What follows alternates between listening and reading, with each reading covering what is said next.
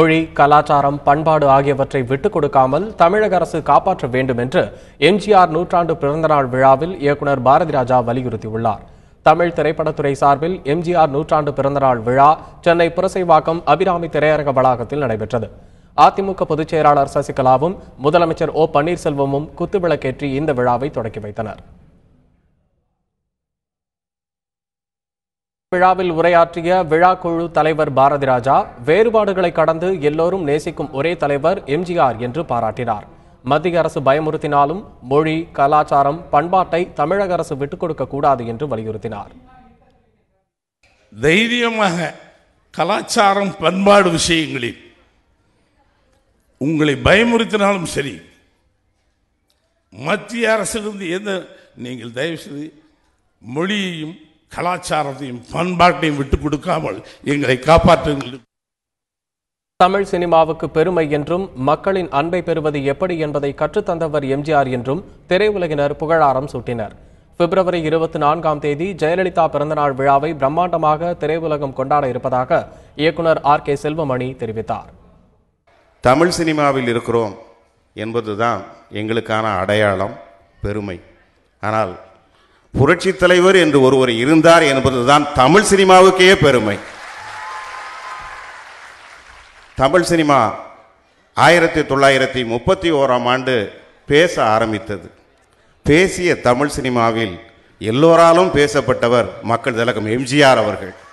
நான் தனிப்பட்ட முறையில் நடிகர் திலகம் சிவாஜி கணேசன் அவருடைய நடிப்பால் தான் உந்தப்பட்டு வந்தாலும் மக்களின் அன்பை பெறுவது எப்படி என்கின்ற ஒரு மாபெரும் பாடத்தை புரட்சி தலைவர் மக்கள் திலகம் எம்ஜிஆர் அவர்கள் தான் கற்றுக் கொடுத்தார்.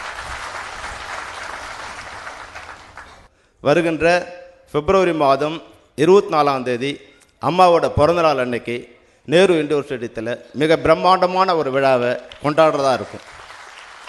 அந்த விழா நூற்றாண்டு விழா. இந்த 100 வருஷம் நாங்கள் எப்படி அவரை ஞாபகம் வச்சுருந்தோம், இந்த தமிழக மக்கள் எப்படி ஞாபகம் வச்சுருந்தாங்கன்னு அது உலகத்துக்கு எடுத்து காட்டுற மிகப்பெரிய விழாவாக இருக்கும்.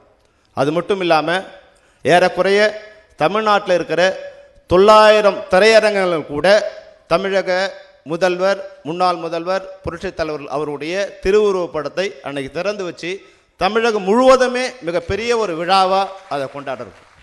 எம்ஜிஆரை பின்பற்றி விவசாயிகளுக்கு நல்லது செய்ய வேண்டும் என்று முதலமைச்சர் ஓ பன்னீர்செல்வத்திற்கு அதிமுக பொதுச் செயலாளர் சசிகலாவுக்கும் நடிகர் விஷால் கோரிக்கை முன்வைத்தார்.